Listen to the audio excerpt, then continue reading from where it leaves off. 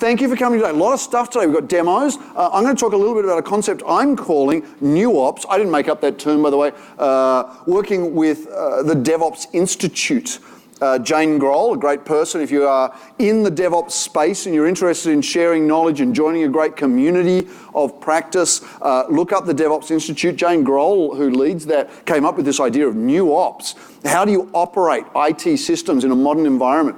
You might have heard in the super session for the IT operations, application development, and DevOps part of our business, you might have heard us talking about new IT. But you might have also seen that new IT includes traditional stuff. So I'm not going to leave you all behind and go on an adventure of fancy. I'm going to try and tie everything back to what you're doing, about how you use this data-driven approach to operating modern IT environments, especially cloud-native environments, and operating at scale. So I'm going to be talking quite a bit. I'm Andi Mann. I am the Chief Technology Advocate for Splunk. If you want me to explain that in depth, then come up to me afterwards. In the meantime, I'd also like to introduce Endre Peterfi, who is our sales engineer out of the UK. It's very much a multinational effort. And we also have a representative of our Signal FX team here, who I literally just met, who has turned up to show us some of how they work in a new IT environment and how we're going to be even better together. Before I go any further, I do need you to at least pretend like you're reading this. This is our legal department. What it says basically is that we might talk about future products or future capabilities, but ultimately you need to go to our website and to the SEC to look at our currently available offerings to be sure. I'll try and point out if there are any futures, but for the most part, this will all be real stuff.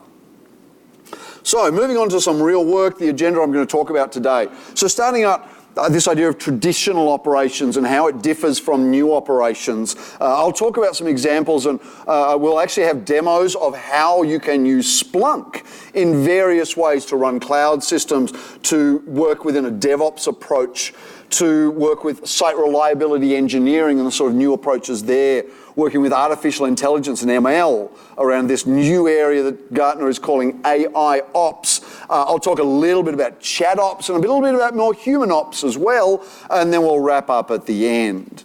But I want to dive in straight away and talk about the movement that we're seeing from traditional operations to what we're calling new operations or new ops. So in traditional operations, we had some fairly structured environments. We had platforms which are fundamentally bare metal. We moved into some pretty good stuff around virtualization, but we still continue to see a lot of monoliths. We have a lot of mainframe customers. We have a lot of mid-range customers who are running static monolithic applications. The strategies they're looking at, they're silo-based, so dev and ops, and a big war between them, never talk. We see different kinds of tools in a traditional environment, quite specialized frameworks, for example, trying to instantiate IT service management and ITIL kind of practices. And the insights that people work with tend to be fairly straight line kind of stuff, using dashboards maybe, but also just using spreadsheets. Analytics, Excel, is probably one of our biggest competitors for analytics, is just people using Excel to try and figure stuff out. And using thresholds and static thresholds especially, and reacting to alerts and alert storms. These are important things that we're doing in a traditional IT environment, but this was all designed initially for daytime operations, 8x5, right? Just quick show of hands, who runs an 8x5 data center operations environment? Yeah, right? That's just not a thing. I don't even know that. I'm not sure that was ever a thing, but it was sort of a thing when I was, I'm a dinosaur. I used to work in 8x5 systems. Bricks and mortar, monolithic applications. The concept of an online day and a batch window, right? These are things that used to exist and in some cases still do. Tend to have separated teams and limited abstraction. Everything was hands-on, right? We were hugging servers, we were inquiring about our own memory utilization and more. This was built for good reasons. It was built to support these legacy environments and tools. ITIL, COBIT, ITSM, things like change approval boards. Some of that was really important. Some of it remains really important. It was built for older tooling as well. Think of application performance management tools. They tend to fake things that we can do really now. So synthetic transactions, bytecode instrumentation, code injection. Basically what you're doing there is faking stuff. But now with modern cloud native style applications, microservices, we look at things like semantic logging, telemetry, observability, where we get the information directly from the application. So these are very different changes. It was old, it was slow, it was cumbersome, it was stagnant, but that was actually important. Change can break things. If you're talking about changing an environment for an online movie streaming company, maybe you can do that in real time, and if someone can't watch their movie straight away, that's okay. But if you're talking about doing changes for an active military environment, for a hospital, for a healthcare company, for a plane, you don't want to try it out and deal with fast failure, right? So we had these processes that were really important. A lot of you will still have a bunch of these processes, and they might still be really important. But a lot of you will be moving to this idea of NewOps. So NewOps is all of these things. And we've heard some of these terms like CloudOps, WebOps, MSA, Microservice Architectures, DevOps, AgileOps, SRE, automation, data, observability. And then we get into things like UX Ops, so dealing with operations from a user experience perspective. And modern human things like ChatOps, talking to each other. Oh my God, could you imagine that? If developers and operators actually talk to each other, what a world it would be. So this is the idea of NewOps. It includes all of these new star ops. There's all these names that people are giving to operational practices. And we're just trying to group them all together into one name so we can talk about them and address the problems. But it actually includes traditional ops as well. So sysadmin stuff, data center operations, APM, ticketing, CMDBs, ITSM. Because you know what? This is actually really hard work, the stuff on the left, but turns out the stuff on the right never actually went away for a lot of businesses. So we're getting hybrid complex environments. That's what NewOps is all about. The key characteristics of these new approaches, it's based on data. I would probably not be here if it wasn't. It's not I'm releasing software because it's Tuesday.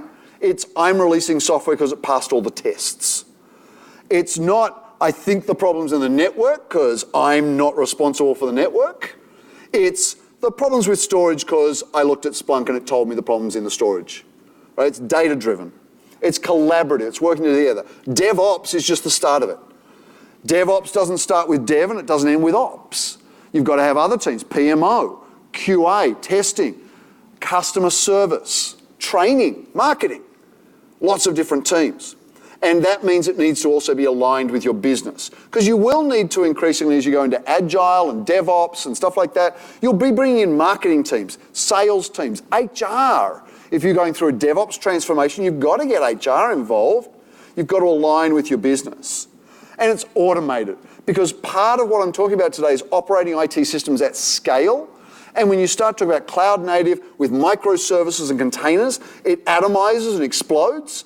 And you just can't deal with the scale unless you have automation. So 4 key characteristics. Let me step through a couple of the areas where we apply these concepts of NewOps. And the first is in what I'm generically calling CloudOps. It's essentially running in all of these cloud native technologies.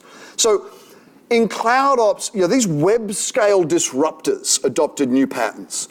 So in traditional operations, it was servers and maybe virtual machines. In NewOps is cloud and infrastructure, platform or software as a service, which prioritizes scale out over scale up. More systems rather than bigger systems. It also has more activity because cloud systems generate more activity, typically because they're atomized applications. More to manage, more to monitor. Don't forget your on-premises hasn't gone away probably. Cloud 2025 if you're lucky. And with cloud, because it's there and it's connecting directly to customers, IT can see more about it, can see into those applications. But still dealing with TradOps, others are all more opaque. You also get that closer to connection to customers. So you can actually tell what your customers are doing immediately that they interact with you. So there's no arm's length interactions with customers anymore. Customer service is right up front. IT operations need to worry about customer experience. And that brings up web ops. So not just cloud, but actually running websites. And this started with these disruptive web scale businesses. But you'll note that none of them had a legacy of traditional environments before they started. That puts them in a different position. Traditional operations users, mostly we were talking to internal users, branch staff, stuff like that, over a private network. But when you're talking about web services, you're talking about dealing with external customers over a public network. So it's a very different mode of operation. Public systems, you expect degradation. Latency, edge devices, variable network infrastructure. You have no control over any of this. You need to monitor and manage it, but you need to be able to differentiate what's your problem versus what's somewhere else. Innovation is more important to performance. Gmail was beta for 5 years. Innovation was more important. They didn't want to call it GA because that put certain performance obligations on them. They wanted to innovate instead. And things like load time is much better than stability. I mentioned data, movie streaming services. Netflix's SREs, one of their primary metrics, whether they're being successful, is time to video start. Right? It's not throughput, response time, memory utilization. They monitor all that. What really matters is that business metric. So there's no 5 nines for movies or social media. And then we start to get a bit more complex and start to instantiate microservices into these web and cloud environments. So finally, maybe are we realizing the potential of web services and service-oriented architectures? Maybe. Yeah, fingers crossed. Because for traditional operations was those monoliths, and now microservices gives us the opportunity to explode that and reuse all these components and get hyper efficient about our development services. But with more of these containers and more atomized applications, you have more nodes to monitor and manage, more traffic between them, even greater abstraction, because now I really don't know which bits of my application are doing what. And we have this idea of composable applications, that you reuse components and microservices to make your application. And other people maybe use the same plus other microservices to make their application.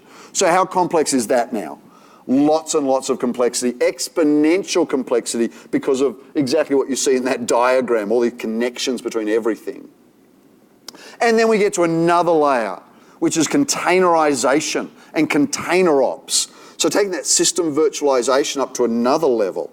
So in traditional environments with servers, maybe virtual servers, maybe cloud servers. Now it's containers, which come and go in a heartbeat with automated deployments. And that means, again, you're abstracted from that visibility.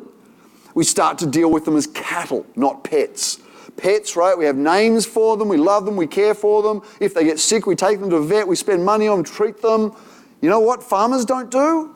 Any of that. Cattle are replaceable. If containers are replaceable. If it dies, you kill it. You buy another one, you put another one in place, you get it running. Your goal is to get another one running, not to fix the one that got sick. Cattle, not pets. Again, more complexity. So I told you I was going to give you demos, and I think that's probably the most important part. So if I'm speaking quickly, it's because I've got people here who are going to give you much better insight into what we're doing. So now I'd like to hand over to Endre for our first demo about cloud ops, web ops, MSA ops, and all the ops online. Hi, everyone. I think probably a few people have seen this demo, but it's I kind of associated with traditional ops, as Andi was talking about it. So I thought it was still maybe useful to show, the core capability of Splunk. Sometimes we forget some of these. And ultimately, when you look at logs, you look at a lot of numbers and letters, but Splunk is there to make sense of all of this, right? So if you're in a very traditional environment, it still makes a lot of sense, if you have a monolithical application or even just a simple 3-tier application, it's still very useful to get the logs and kind of look at them in parallel and kind of analyze, where my issues are coming from. So it's still what most of our customers do really successfully. They write a lot of their own content around logs, and they're really able to troubleshoot really quick and get to root cause. When it comes to clouds, things are different, right? We don't necessarily talk about logs anymore. We might talk a little bit about metrics. We would typically talk APIs. So we have an example here on the screen of the AWS app, but you might have heard that we're actually working on something new, which is a more generic cloud app that will be actually able to capture data either from GCP, Azure, or AWS and kind of present it in the same way. Because what we figured out is actually when you go into the cloud or even hybrid models, you don't go just to one cloud provider. You actually go out to multiple for their services, right? Some things work better in some clouds. Like I experienced, for example, that container service on Azure is not that great, but it's really good on GCP and AWS. And that's what other customers are figuring out as well, slowly from a containers in the cloud service perspective. So people will actually move around and run parts of their applications where it makes sense. Some of it will stay on-prem and in a kind of traditional environment. It might go to a front end that lives somewhere in AWS, and there might be some other container serving another layer somewhere in Azure or GCP. So it's very common to see those kind of things. And again, if you've seen this before, it's just a lot of pre-built content around AWS in this case to show the kind of changes that are going through the environment, kind of helping you out with the cost, showing you what's not in use anymore to be able to free it up and so on and so forth. It really goes into a lot of detail, and I think really what I'm trying to do is to just show you a few things in case you didn't know about them. It's worth going upstairs and going to the booth and getting a proper in-depth view around these applications, which we manage, and they live on Splunk base. And they get updates all the time, and the teams upstairs, they can show you what they can do, and really look out for the multi-cloud app in the future. But actually, all of the stuff that Andi talked about and we usually talk about, it's we're not in these jobs to actually just run VMs or containers just for the fun of it, although some still do it. We're really doing it because we need to run applications to serve our customers, right? To serve some type of either internal or external customer. And when it comes to that, we've built IT Service Intelligence. How many people in the room have seen this before? Cool. Okay, so there's a few. Again, there's always new versions and improvements on it, but I really like it because it puts things in perspective. It puts the user, it links it to the actual service that they're using, and it really abstracts the stuff that's underneath that needs to run it, right? So whatever your database is, for example, running on premises, it may be your middleware running somewhere else, and your web servers again running somewhere else. It really abstracts that for the user, and it puts everything through KPIs and service dependencies to really show you to be able to go in 2-3 clicks to figure out the root cause of a problem. So a more pre-built kind of off-the-shelf thing that you can install, kind of configure, put all your information in, and easily kind of navigate and alert and also integrate with actually actioning on the back of the things that you see in Splunk. So, and one of the things that you can actually do, just to show a quick example here on, for example, my customer transaction issue, we're acquiring all these companies and we're integrating them. But maybe we're not so good at actually showing that. Tim Tolley was talking this morning about, I like to spend 8 hours and 10 hours and 12 hours in front of a screen. Who likes to spend a lot of time in front of a screen? I don't, right? I mean, for me, ideally, I'll set it up and it will message me, right? And we'll get to the ChatOps bit and so on, but I don't want to spend any time looking, no matter how pretty these things are. And I appreciate this is not in dark mode yet, but it'll come. But what I really like is that in here, for example, if I got a customer transaction issue, which is actually, there's a lot of stuff happening in the background behind it. We don't really have time today to go through it. But if you want to go through that detail, you can go to the ITSI booth and really ask for an in-depth demo. I just want to show you some pointers. But I really like the VictorOps or the ServiceNow integration, because now quite easily, if you see something similar like that in the future, you can then send that directly to potentially who's responsible for maybe bringing down that service. And we're going to come back to that in a quick demo later on to show you how it all kind of fits together. So I'm just going to hand that back now to Andi to go through some stuff about DevOps. Fantastic. Thank you so much, Endre. A couple of things I'd like to point out. One is that this all works with your traditional environment as well, right?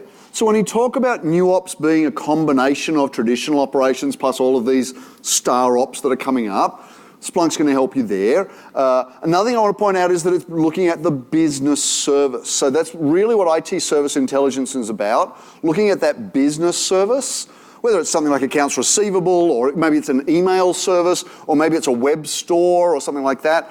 It's looking at that business and customer interaction as well.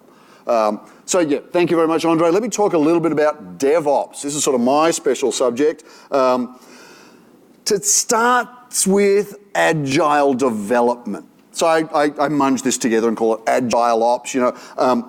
Cloud meant that developers could do things really quickly, and they were the first to grasp this. Operations has always been the team that sort of held back and tried to maintain stability, and this created a clash, and that's exactly what DevOps is set to solve. A long time ago, we saw in 2009, this was the start of DevOps at a conference, 10 deploys a day. That was revolutionary at a time of monoliths and waterfall.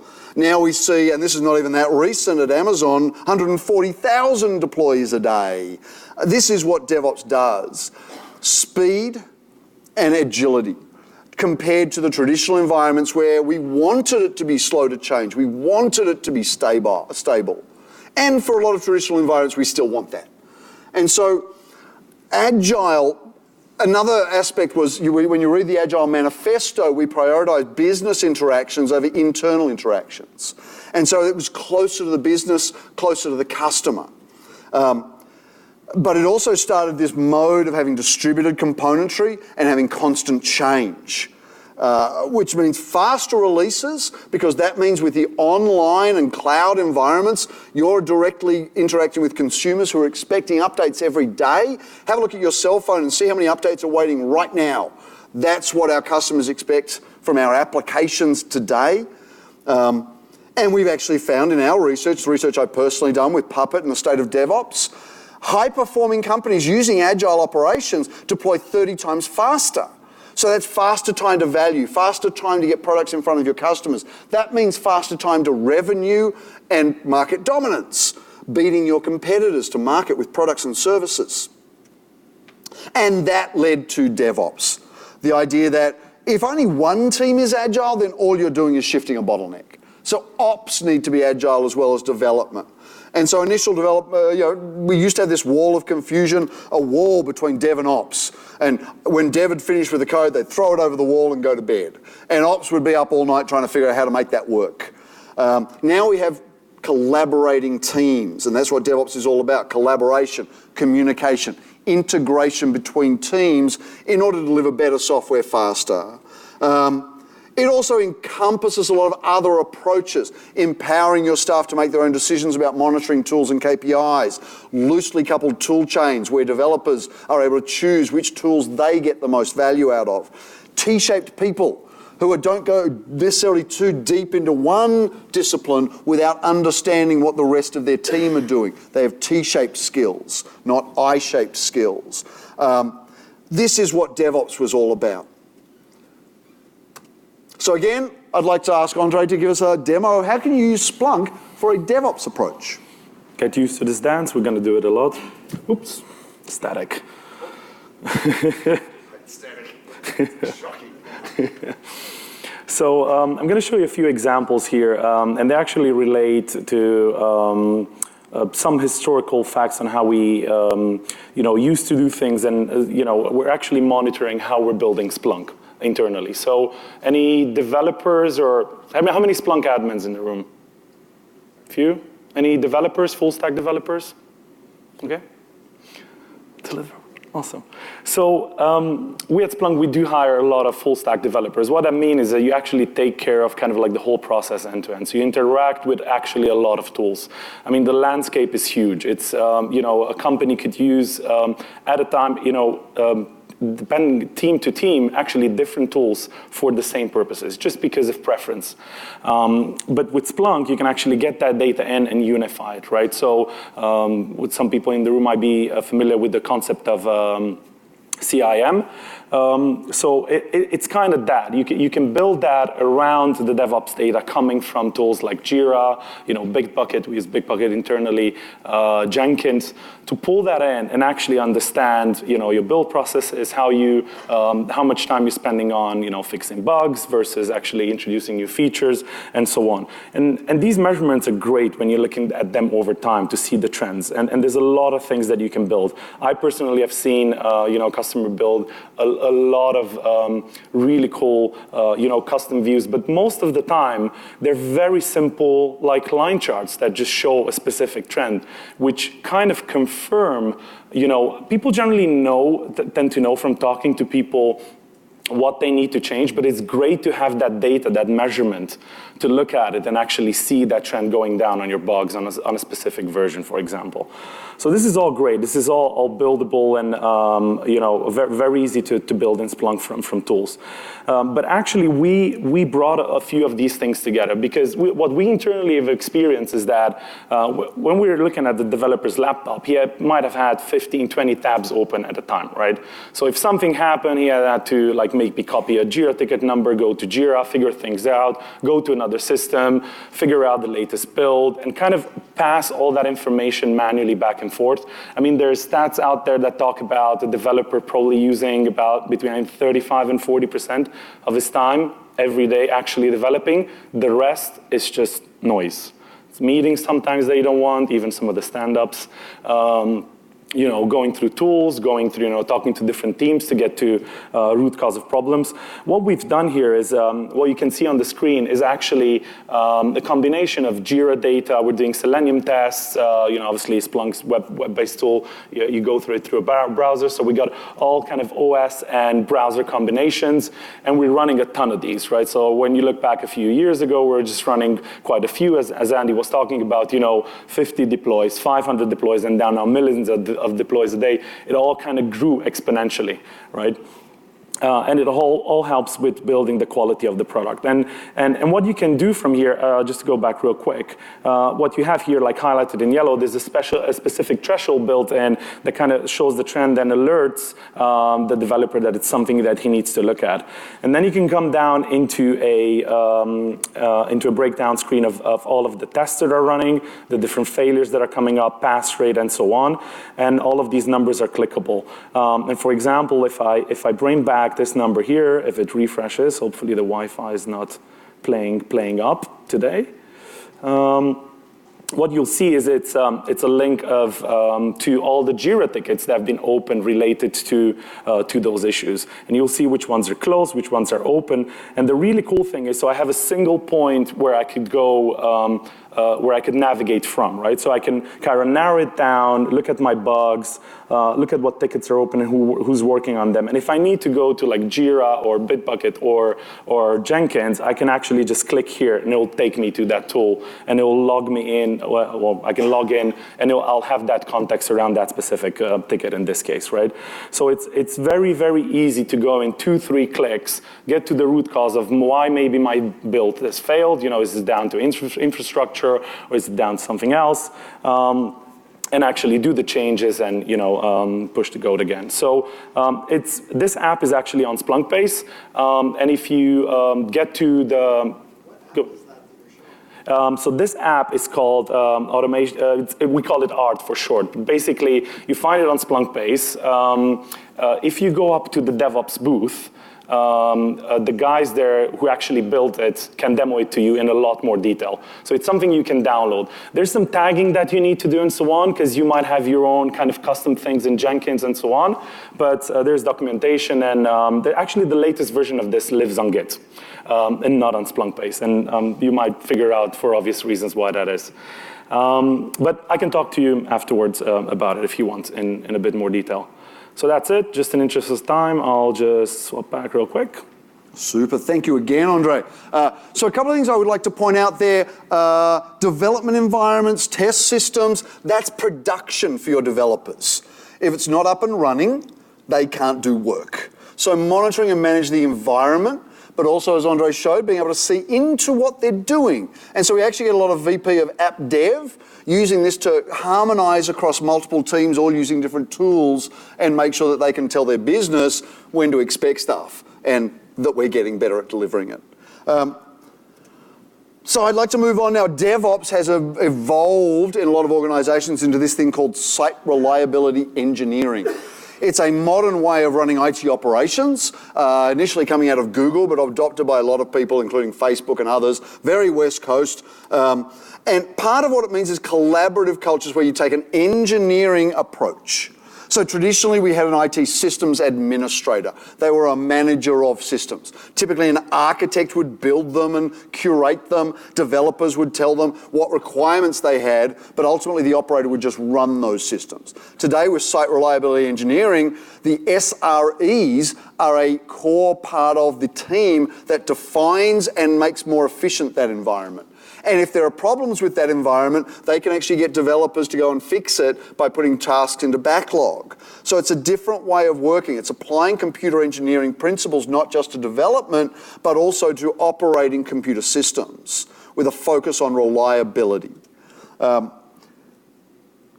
then we start to think about SREs are, one of their tenets is relentless automation. And that's a quote from the book that they wrote. You should go and have a look at that, SRE, Site Reliability Engineering. It's an O'Reilly book. It's fascinating.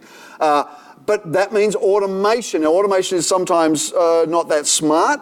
Automation will do bad things just as quickly as it does good things. But automation is no longer optional, because with these scaled out systems and rapid deployment and continuous delivery, you need automation to deal with that scale. We used to always have some automation in IT ops. Now it's relentless automation. Look to automate yourself out of a job, because if you don't, someone else probably will. So automate the mundane, orchestrate the complex, work smarter, not just faster, but also work faster. And that brings us to observability. So now you will have seen from our keynote and others, we are building out this platform for observability. It is different from monitoring. It's not really that new. I'll explain it in a moment. So we used to do monitoring for exceptions, and we used to search through logs to find answers. Now we have observability. We do analytics and correlation instead that tells us the answers. So observability as a definition is part of control theory. I say it's not that new. It comes from manufacturing and industrial systems, where you can measure how well a system is performing internally by looking at its external outputs. So let me just quickly explain what that means. In industrial systems, imagine a water treatment plant. They have water coming in that's not dirt, not clean, and water coming out that's clean. But there's a pipe inside that you can't see into. So you have no idea what's happening. So they put sensors in there. Flow gauges, valves to tell you which way the water is running, a purity sensor to tell you whether it's clean or dirty. And then they instantiate telemetry, and they have gauges externally. So you can imagine this in a water treatment plant. You've literally got gauges that tell you these details about the water that's flowing through the pipe. Applications are also a pipe. Different kind of pipe. We have data coming in and data going out. But we can also add instrumentation inside the application for things like, when is our add to cart process running? When is our checkout process running? What is the payload data in that? When are we getting into billing and shipping? And we can have external logging or metrics functions to poll that or to get that data streaming. And we can read that data externally in our gauges and meters, which is Splunk. That's what observability is. And site reliability engineers typically will observe with logs and metrics and traces, these three pillars of observability. That gives you scale. Yes, you still get metric data. So this is an example of a metric out of AWS. It's got a timestamp, a name, but fundamentally it's a value. 42.12345 is the metric value. And logs, and by the way, you can get metrics out of logs. We're using Splunk, so you can mix and match these things. So again, I'd like to ask Endre to give us a demo. Actually, we're going to have our special guest. Oh, special guest. Yes, please introduce our special guest, Endre. So when it comes to metrics, we're giving you choice. However, as you probably heard, we've made quite a big investment in SignalFx. Have Mike over to talk about, the product, what it can do, and what it focuses on. So, you got a stage. Just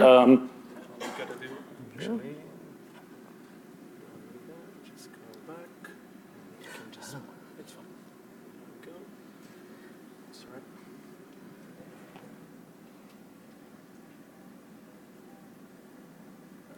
Go. Perfect. Thank you, Andre. Yeah, so thanks for having me up.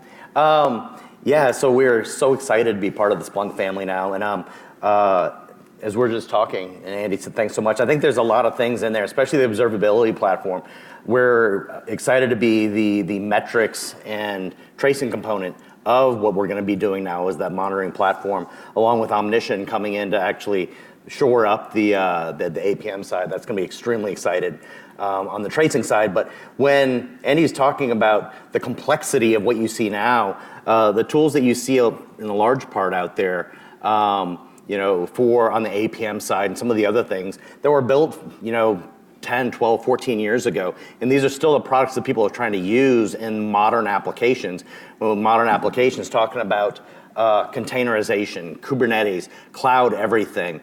You just increase the complexity tenfold of what you're actually needing to be monitoring. So what we do is try to give you everything from the host level through the container to the service that's running there. What else is running? You got Java, Node.js, all these other things that are running. So you have to be able to see that part of the stack, right? But you also have to be able to see what's going on in the orchestration side. So in Kubernetes, let's say, we give you the ability to start at whatever level you want in terms of at the node level, the cluster, whatever it may be, and start drilling down, up or down, to see what exactly do those workloads look like? What is the capacity? How are things running? And along with that, these things, as we're talking about, those services that run on these individual pods and containers, they can be spinning up and down very, very quickly. So that's the other piece that we give you with SignalFx is the speed and agility to actually see these microservices that come up and maybe they're there for a minute, 2 minutes. Now they're over here somewhere else. So the pipeline that we use, it's streaming analytics for the metrics side of things. I can show you just a little bit of that, right? So again, anything that you want to see about a pod, about a container, any of those are going to have access to, within the product itself, as far as those go. If we want to look at what does the streaming component look like here? Sorry, this wasn't teed up 100% the way I wanted it.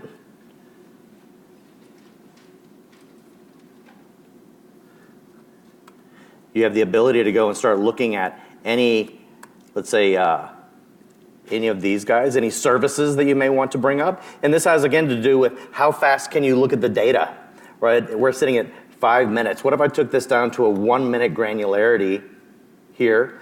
Typically, every other system out there, you're going to get 1 data point per minute. This is going to give you 60 data points per minute because you have 1 second granularity. Anything that you see streaming here happened on your servers 3 seconds ago. So we're talking real time. So think about the different types of systems that you may be running today that need a greater sense of what's happening. One of the things that Eddie showed was how many times we're actually deploying now. What kind of verification do you have that a deployment is good or not? How long does it take to actually see that? We can see that immediately. You would actually be able to see a container come spin one down, put one back up, within 3 seconds of that happening, right? Being able to see those things. What happens if it goes bad? We might see in here the number of requests go down because we can't actually service as much. You may see the latency go up. You may actually see on a service map one of the services go away or turn a color, right? But what you need is real time to do those kinds of things. Then you have the ability to use the other two pillars, right, within observability to dive deep into a log. We're going to have this completely synchronized with Splunk, so you can go from maybe a container that just bombed out on you directly into Splunk with that container ID and check, be able to see that, what's going on, what errors might we have seen. We may have just deployed with the wrong settings. We just came in from staging into production and we didn't change something to scale up for prod, right? We may want to come in here and say, well, you know what, maybe what I care about, if I didn't see anything in a log, maybe there are no errors, maybe I need to come in here and see, you know, what does it look like at the application level, right? There's some really unique things that we do here that we can talk about too. If you want to come up to our booth upstairs, we can actually show you a little more of that. But we may want to just simply say, hey, I saw a problem. I've got a lot of different services that constitute this trace. If you're used to open tracing, really all this is a newer form of dynamic application tracing that you may have seen with other products in the past, right? But it's more open source. So everything that we're doing is open source on the front end.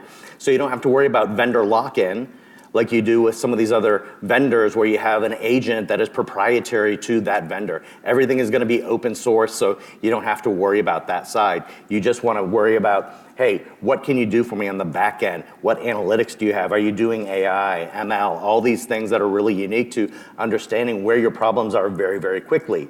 I may want to come in and say, hey, just show me within this one individual span. So you have the trace, which is a transaction, and then you have all the spans that may be running in separate individual components within these different services, microservices, and you want to be able to see that, hey, the piece that's running the longest may be this select star from stock, right?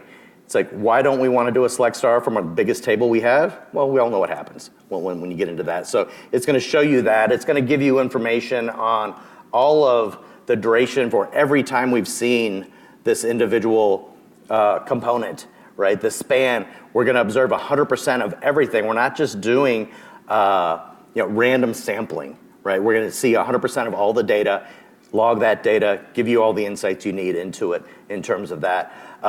Lastly, real quick, on the infrastructure side, right? Whether you're in AWS, Azure, running Cloud Foundry, on-prem, GCP, you're going to have the ability to start looking at all your data as a whole, be able to see all your system metrics, find out you've got an aggregate of 1,700 individual nodes out there.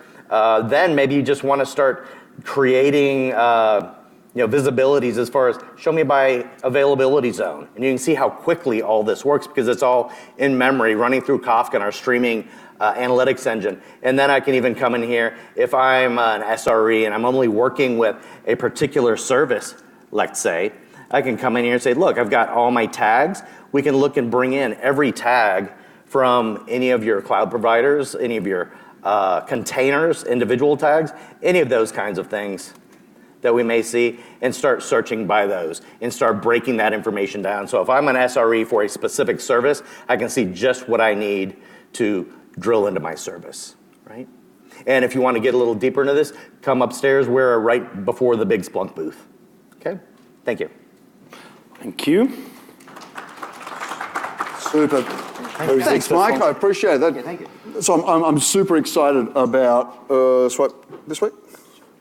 There we go. I'm almost competent with a Mac. I'm a mainframe guy. Give me a green screen, please.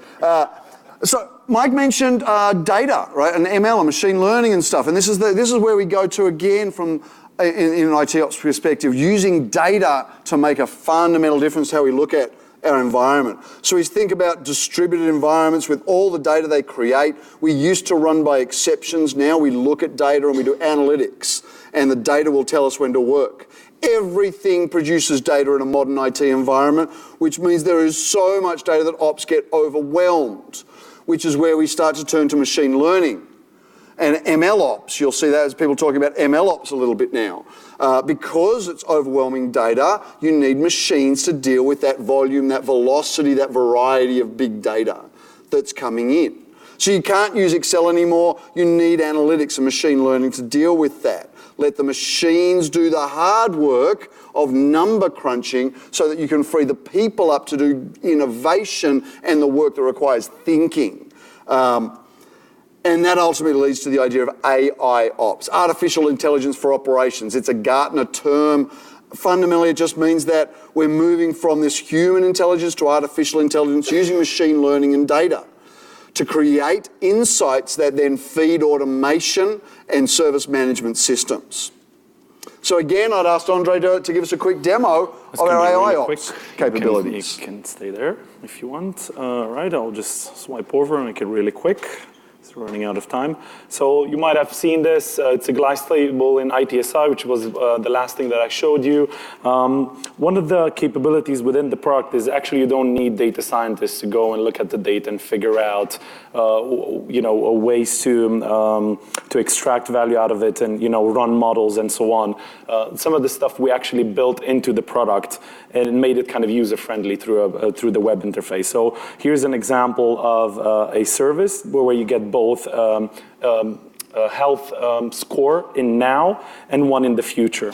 And the way we do that is, Andi touched on it just before, we obviously have all these services which underneath have KPIs. And we actually are able to pick, number of days that we're going to want to run the data model on, the actual algorithm type and actual algorithm, train it, and then the system comes up with basically a value, but at the same time, that on that previous screen where you saw in the now and the future, it actually creates a health score for that specific service for you 30 minutes from now. So it's not just about seeing stuff, even streaming in from logs and minutes and maybe metrics at a high scale in seconds and milliseconds, but because that's still reactive, right? You still see stuff happening, it breaks, you go and fix it. But how about actually proactively looking about your health score of your service potentially changing and you going and changing stuff in the system before it actually impacts the user? So that's an ideal scenario. So I just gonna say to Andi to come back on the stage and really quickly go through to the last bit, and then we are done. And I know we're running a little over time, and I appreciate you if you are staying. And if you do have to leave, I get it. But I think it's a break time now. We've only got like 5 minutes. I wanted to just round it up by talking about the human side of IT operations. This is, oddly enough, sort of new in our world, that IT is becoming more humane, and we're looking out for these things. So it needs to deal with the humans. That starts with customers. So customer experience, user experience, looking not just at server speeds and feeds, but what are you actually delivering to your customer and your business through multiple channels, looking at payload and experience data as well. And that leads us to the humans of IT, internal, working together, swarming, chatting with each other to fix problems. No more war rooms, let's swarm and fix a problem instead. And manage problems in real time, not with tickets. Often that is using chat rooms. You saw some stuff in the keynote about using video and Zoom to connect with each other. Fix the problem first, kill the cow, get a new one, then figure out what killed the cow. This is cattle, not pets, right? Apologies to the vegans in the audience. And then when you find out what the problem was, feed it back into backlog so it never happens again. All based around collaboration, and there's other areas of human ops like beer ops and hug ops. We can talk about all those later. But this is where VictorOps comes to play, and Endre, maybe you can show us how the humans of IT operations can deal. Absolutely. This is actually my favorite demo. Unfortunately, we got to run it as a video because normally you got to plug up a phone and so on, but you can actually go to the stand and ask the guys there. They do these demos side by side all the time with mobile. I showed you briefly in ITSI you can actually go and take an event there, or an episode we call it now, and actually link it and open a ServiceNow ticket if you're more like ITIL. Or this is actually going into the more a DevOps type of engagement, right? Where what actually happens is you may be on a rollout or a certain level of support, but you probably either get a text, email, or actually a push notification that something happened. And then when you actually look at your phone and go through the VictorOps app, you see on the timeline what were the last actions. So we can see like a GitHub merge there, Puppet actually went, ran some configuration, and then something happened to the service. So we directly from the app app can actually chat up Walter White, in this case, if you watch Breaking Bad, and just say, hey, are you seeing this stuff too? You're probably getting messaged directly on Slack and on your phone as well. And yeah, I'm seeing it. I'm just going to revert it. It was probably my merge that I did to production. And you can see timeline of the events actually live happening. So you see that revert, have Puppet go in, but the really cool stuff that kind of brings it all together, the whole that investigate, analyze, act. When you look at this here, I'm just going to pause it real quick. And if you look on the screen, we just talked earlier a bit about the whole predictive and AI ops. With the changes that we've done, the system can figure out that actually your service 30 minutes from now, with everything running as it sees it now, it'll actually revert back to 100% health. So it's just to put that confidence back that actually the changes that you did, they're good. And now, I'm not going to go through the cattle example again and so on, but now you can go and figure out actually what caused it, and the developer can go and actually fix it. So get to the right person directly without going through ServiceNow ticket, level 1, 2, 3, 4, 5, and so on. And just really quickly, just to show you one last thing. Obviously, you don't have to spend time with your eyes glued to either different screens and so on. So you can choose your mobile app if you're out and about. But if you're on Slack, and developers tend to be on Slack all the time, they can be messaged directly through the integrations as well, or to a specific group, to a specific team, for example. So all these integrations are kind of circular, I call them, right? So they kind of go both ways, but they also kind of interact. And if you want more details, VictorOps booth, and so on. And if you want more details about Slack, again, we can talk about those integrations as well. And I'm just going to hand it up for the wrap-up to So Andi. thank you, Andre. Thank you again, everyone, for spending a little bit of extra time with us. Not much to say except to wrap it up and give some final thoughts around what is NewOps. It is IT operations for modern systems. It's all of that NewOps stuff. But we know that you often will have mostly a traditional environment as well, because that legacy does not magically go away.